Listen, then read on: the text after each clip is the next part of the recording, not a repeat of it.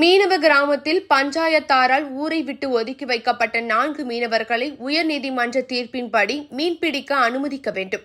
Tamil Nadu AITUC மீனவ தொழிலாளர் சங்கம் சார்பில் இன்று தஞ்சை மாவட்ட ஆட்சியரிடம் மனு அளிக்கப்பட்டது. தஞ்சாவூர் மாவட்டம் அதிராம்பட்டினம் காந்தி நகர் மீனவ கிராமத்தில் மீனவ பஞ்சாயத்தார்கள் துண்டு பிரசுரத்தின் மூலமாகவும் கோவில் ஒலிபெருக்கி மூலமாகவும் தேவையற்ற குற்றச்சாட்டுகளை கூறி சமயமுத்து மகன்கள் சேகர், முத்துராமு, நாகூரான் மகன் காளிதாஸ், பாலுசாமி மனைவி சத்யா உள்ளிட்ட 4 பேரையும் கடலுக்குள் மீன்பிடிக்க செல்லக்கூடாது,